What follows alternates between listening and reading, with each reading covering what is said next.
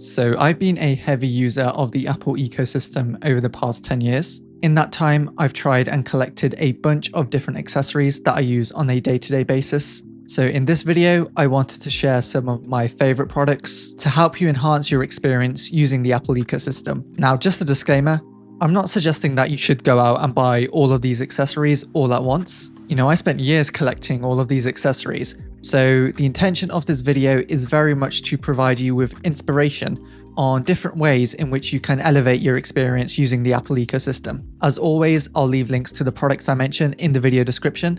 Let's get into it. Starting off, we have the basketball MagSafe charger from Cookshoe.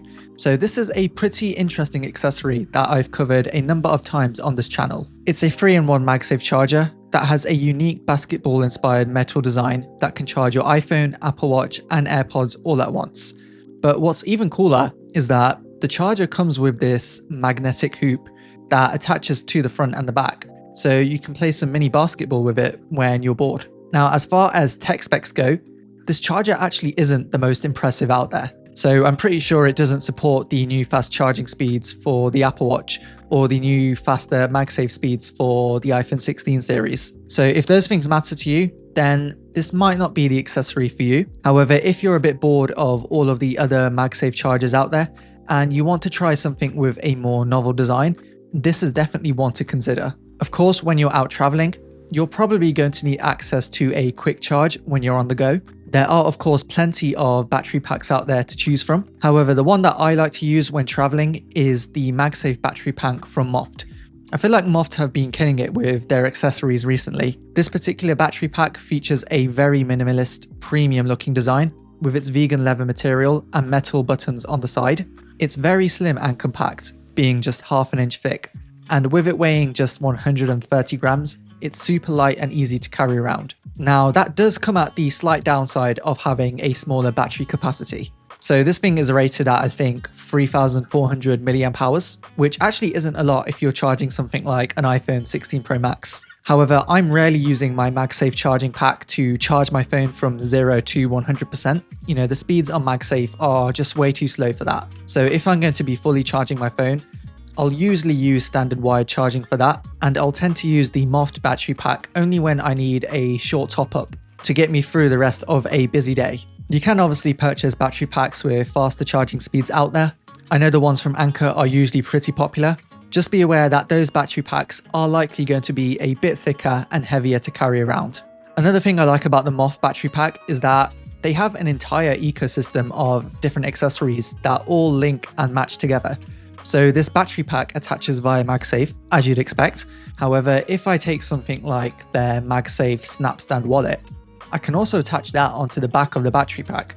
So when I'm charging my phone, I don't have to worry about my wallet not being able to attach onto the back of the phone, which is an issue that you'll get with other MagSafe wallets and battery packs. Speaking of MagSafe wallets, this wallet from Moft is also pretty cool. It can hold up to 2 to 3 cards at once, and it can also double up and act as a stand for your phone. So let's say you're eating something on the table at a coffee shop and want to quickly browse through some content on your phone. Moft's MagSafe wallet stand makes that process super easy to do. And of course, if you tilt your phone horizontally with the battery pack attached, you can also activate the standby mode feature without having to mess around with any wires. I'd say the main issue that I have with this wallet is that the cards do have a very tight fit, which on the one hand is an advantage in terms of security, but it can also make it quite difficult trying to pull them out, especially when I compare it to something like Apple's original MagSafe wallet. If you're looking for an alternative MagSafe wallet that can carry more than 3 cards, one suggestion I have is the MagSafe wallet from Peak Design. It's one that I've reviewed on the channel before, and the main advantage of this wallet is that it has a special nylon fabric design that lets you fit up to 8 cards at once, including cash notes. And I find that the pull-out mechanism makes it pretty easy to get your cards out.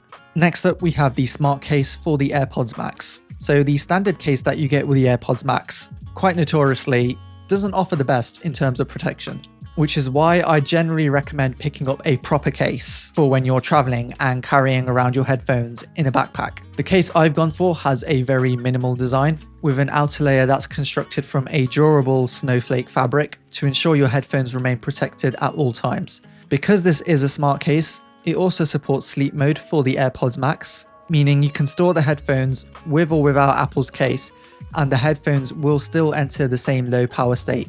So you don't have to worry about the battery draining. And there's also a small compartment in the center of the case where you can store spare charging cables. And the best part about it is that this case only costs something like £20, which is a fraction of the price of the headphones that they're designed to carry. If you're a MacBook user, one accessory I'd highly recommend investing in is an adjustable laptop stand. The one I'm using is the Native Union laptop stand. It features a heavy aluminium design that lets you keep your MacBook lid open whilst it's connected to a monitor. So you effectively get to have a second screen that you can use for storing spare windows like your email or music browsers at a quick glance. The stand lets you adjust the height and angle of the laptop, and the hinge mechanism on this thing is extremely strong, so you don't have to worry about it becoming loose over time. There is also space at the bottom of the stand that you can use to store spare accessories like pencils or your phone. Now, one thing that MacBooks are pretty notorious for is having bad webcams. If you're somebody who regularly takes video calls on their laptop, I personally would not want to be relying on my MacBook's built-in webcam, and so I think it is highly worth investing in a high-quality webcam if you can afford it. And I've got two potential recommendations for this. First up is the OBSBot Tiny 2 Lite. I feel like OBSBot have also been killing it when it comes to their webcams recently. This one has a 4K sensor that comes with a bunch of features like auto tracking and coverage for privacy, and it performs extremely well in low light environments, which is pretty surprising given how small the sensor on this thing is. However, I won't lie, this webcam is pretty expensive at $165. Now, I personally think that's worth paying for the quality that you get. However, if that's outside your range, then you can just use your iPhone's camera as a webcam using Apple's continuity camera feature. I've got a separate video covering how to do this, but essentially all I do is slap on one of these MagSafe rings that I got from Amazon and hook it onto my laptop when the phone is attached. Obviously, the disadvantage of this is that you won't have access to your phone whilst you're in a meeting, which, to be fair, can sometimes be a good thing. And occasionally this is a feature I'll use myself when I'm taking calls in another room in the house, because obviously the quality on the iPhone's camera is pretty good. So yeah, it's an alternative you can consider using. Next up, we have the 200-watt power station from Anker. So I have a lot of Apple devices around the house. You know, I've got my iPhone, my iPad Pro, my MacBook, 2 sets of AirPods. And there are just some instances where I'll randomly need to just charge all of my devices all at once. That's where the 200-watt power station from Anker comes in. This charging station features 2 USB-A ports capable of delivering up to 22.5 watts of power each, and 4 USB-C ports that are capable of delivering up to 100 watts of power. I have this station sat at my desk with Anker's braided USB-C cables connected to it. And yeah, it just ensures that when I need them, I never have to worry about not having enough cables to charge one of my devices. Finally, let's not forget about the Apple Watch. So I currently have 3 different watch straps that I rotate between depending on the occasion. All of them are from a company called the Watch Strap Co. They're the UK's #1 provider of Apple Watch straps, and you can usually find similar straps to the ones that Apple sells for as much as half of the price. Currently, my daily driver is the black sports strap, which uses a Velcro mechanism to wrap around your arm. It feels extremely comfortable on my wrist and has held up pretty well after 2 years of use. I'll usually use this when I'm working out at the gym or just when I'm at home dressed casually.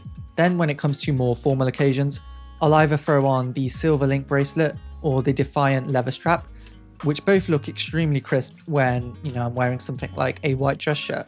Overall, I'd highly recommend checking out the Watch Strap Co. if you're in the UK. I think these straps that they make offer extremely good value for money. And as a nice touch, they also come packaged in these orange boxes that you may have seen featured in some of my channel's B-roll shots. So that's a list of some of the main accessories that I use within my current Apple ecosystem. By no means is this list perfect, and as you've seen, I've pointed out a number of downsides with some of the accessories mentioned, but hopefully this gives you some inspiration of different products or product categories that can help elevate your experience using the Apple ecosystem. For example, you may decide that the Peak Design MagSafe wallet isn't for you. However, you then might go ahead on the internet and search for some other MagSafe wallets and find one that works perfectly for you. Let me know if you've got any suggestions for alternatives as well, accessories which might be worth me trying out and covering on this channel. I do also have a separate video specifically covering accessories for your desk setup that I'll leave linked at the top above here. Hopefully you guys enjoyed this video. Make sure to follow me on Instagram and Twitter and subscribe for the next one.